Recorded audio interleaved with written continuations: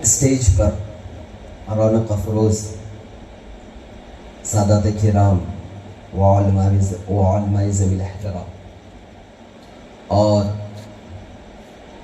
اس ٹھنڈی رات میں خواجہ خواجگان سیدی و مرشدی و آقائی و سندی شیخ معین الدین چشتی سنجری اجمیری رضی اللہ تعالی عنہ کی سچی محبت میں بیٹھے ہوئے یہ اخوان المسلمین اور پردہ نشین خواتین اسلام، السلام علیکم ورحمۃ اللہ وبرکاتہ۔ حضرات محترم، آج ہم اس محفل میں جس شخصیت کی یاد میں،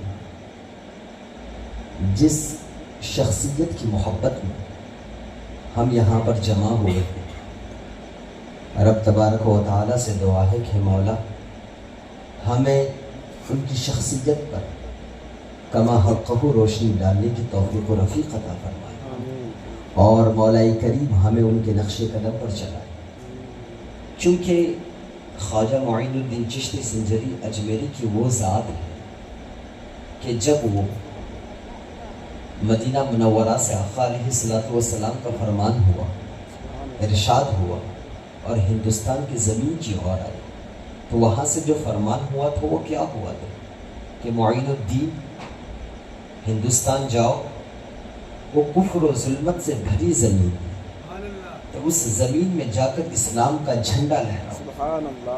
تو خواجہ معین الدین حسن سنجری جو ہندوستان کی اور آئے تھے، وہ ہمارے دلوں کو روشن کرنے کے لیے آئے تھے، ہمارے دلوں کی دنیا کو بدلنے کے لیے آئے تھے۔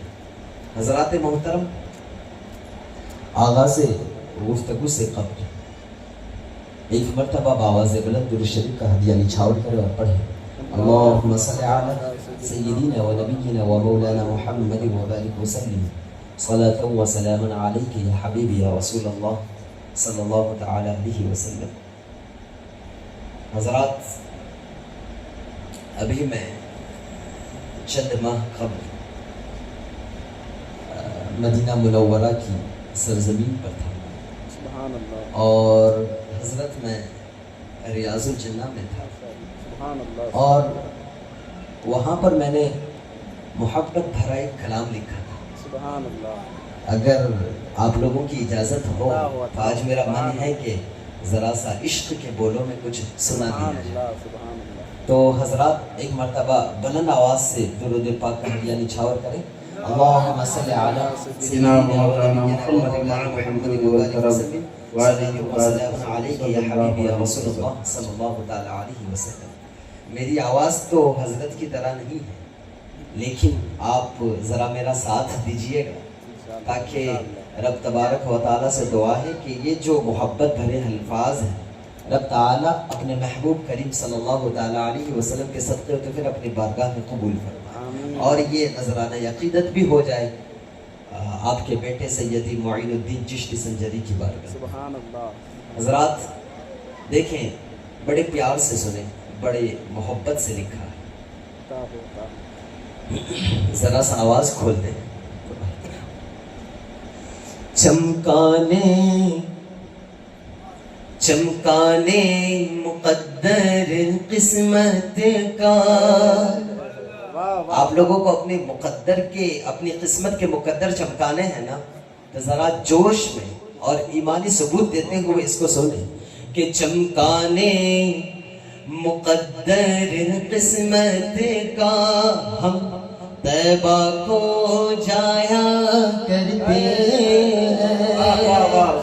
جب ہمیں اپنا مقدر چمکانا ہوتا ہے تو ہم ادھر ادھر کی جگہوں پہ نہیں جاتے، جب ہمیں اپنا مقدر چمکانا ہوتا ہے تو ہم سیدھا طیبہ کی طرف نظر کرتے ہیں۔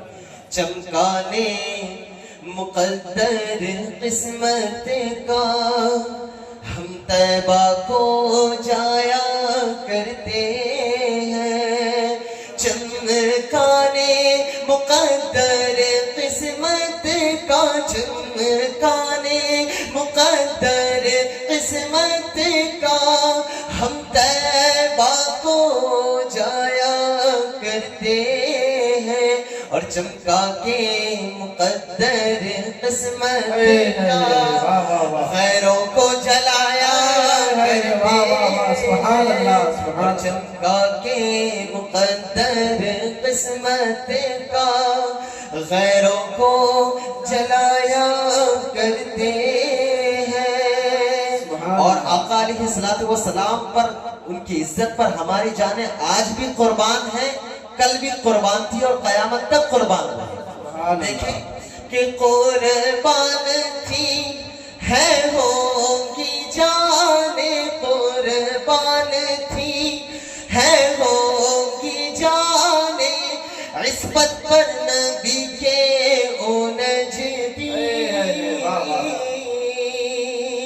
قربان تھی ہے ہوگی جانیں، قربان تھی ہے ہوگی جانیں، عزت پر نبی کے او نجدی، ہم غوث و رضا کے شیدائی، ہم غوث و رضا کے شیدائی، جانوں کو لٹایا کرتے ہیں، ہم غوث و رضا کے شیدائی، جانوں کو لٹایا کرتے ہیں۔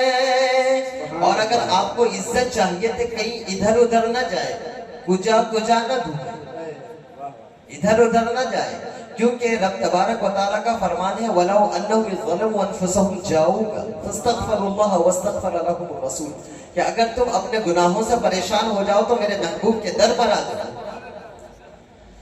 گر تم ہو پریشان عصیان سے، گر تم ہو پریشان عصیان سے، تو طیبہ کو چلو تائب بن کر،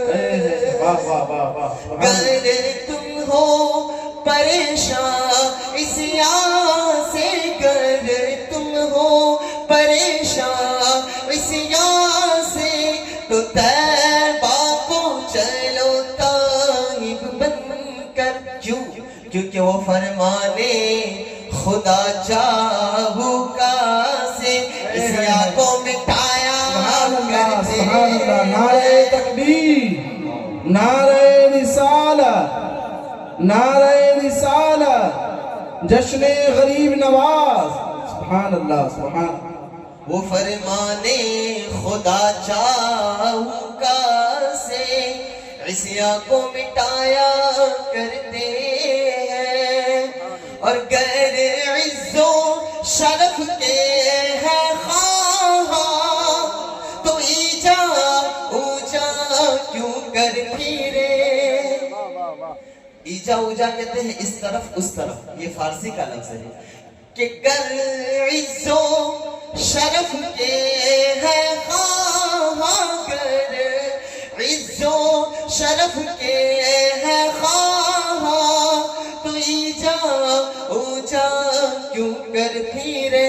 اس در پہ چلے جس در پہ سبھی دامن کو پھیلایا کرتے ہیں، اس در پہ چلے جس در پہ سبھی دامن کو پھیلایا کرتے ہیں۔ اور ایک عاشق رسول تھے، صحابی رسول تھے، تو ان سے ایک گناہ سرزد ہو گیا، تو آقا علیہ السلام نے اس کی سزا سنائی اور کہا کہ ان کو سنگسار کر دیا جائے۔ کیا کر دیا جائے؟ سنگسار کر دیا جائے، مینس پتھر مار کر ان کو ہلاک کر دیا جائے۔ انہوں نے کیونکہ توبہ کر لی تھی، آقا علیہ السلام نے حکم نافذ کر دیا، اب صحابہ کرام ان کو پتھر مارنے لگے۔ اور کبھی کبھی ایسا بھی ہوتا تھا کہ بڑا پتھر صحابی رسول کے چہرے پر لگ جاتا تھا، تو آقا علیہ السلام پریشان ہو جاتے تھے اور کھڑے ہو جاتے تھے، اپنی جہاں پہ ان کی جانشین تھی اس جگہ سے کیا ہے آپ کھڑے ہو جاتے تھے۔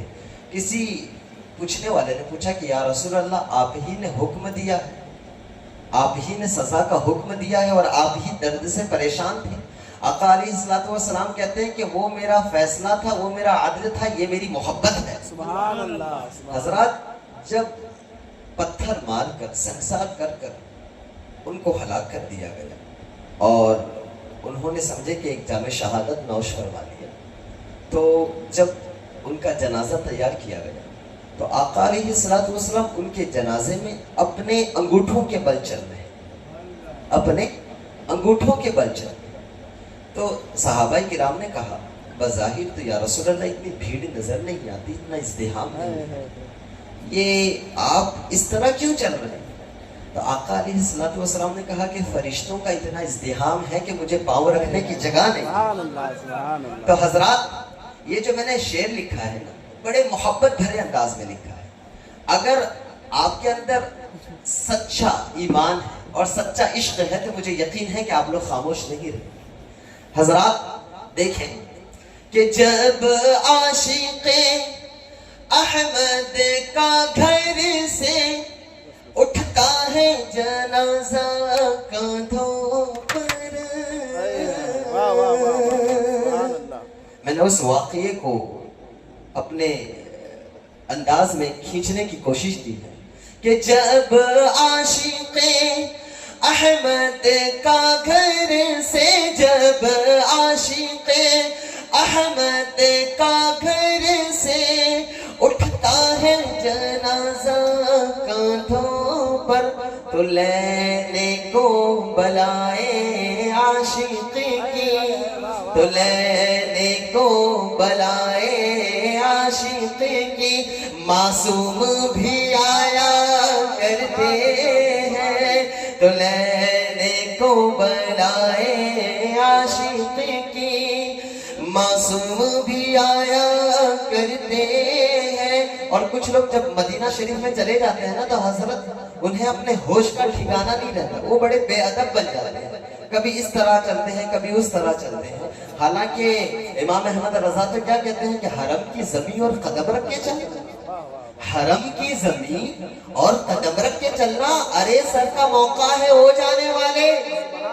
مطلب یہ جگہ تو وہ جگہ ہے کہ جہاں سر کے بل چلا جائے تو قدم سے چلتا ہے، اور قدم سے بھی آج کل لوگ ایسے چلتے ہیں کہ ان کے قدموں میں جوتے نظر آتے ہیں، اور کچھ عاشقان رسول تو ایسا چلتے ہیں کہ مدینے کی گلیوں میں ننگے پیر نظر آتے ہیں، کیونکہ ان کے اندر جو عشق ہے وہ صحابہ کا عشق ہے، وہ صحابہ کا عشق تھا۔ اسی لیے تو امام احمد رضا بول اٹھے حرم کی زمین اور قدم رکھے چلنا، ارے سر کا موقع ہے وہ جانے والے، ارے سر کا موقع ہے وہ جانے والے۔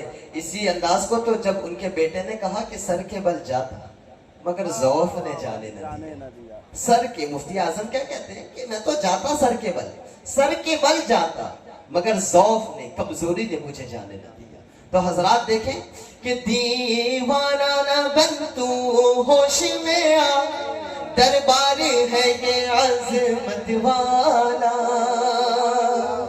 دیوانہ نہ بن، دیوانہ نہ بن، دیوانہ نہ بن تو ہوش میں آ، دربار ہے یہ عظمت والا۔ کیوں؟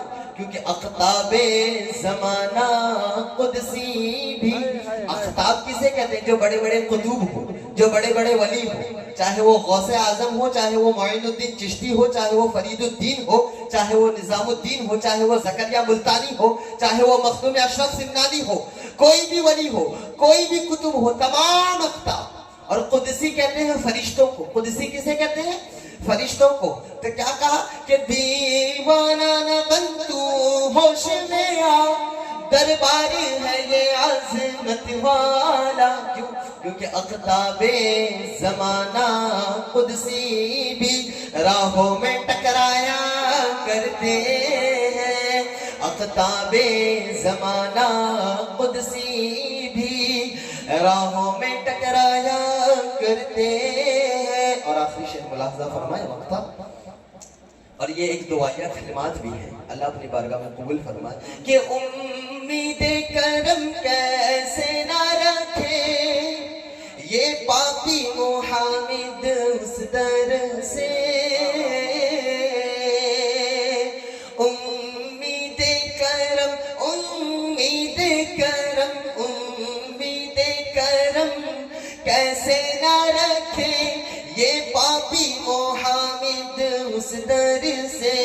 یہ شاہانے زمانہ جس در سے صدقوں کو سمیٹا کرتے ہیں، شاہانے زمانہ جس در سے صدقوں کو سمیٹا کرتے ہیں۔ ایک مرتبہ باوز بلند درود شریف پڑھیں، اللہم صلی علی سیدنا و نبینا و مولانا محمد و بارک وسلم، صلاة و سلام علیک یا حبیب یا رسول اللہ صلی اللہ تعالی علیہ وسلم۔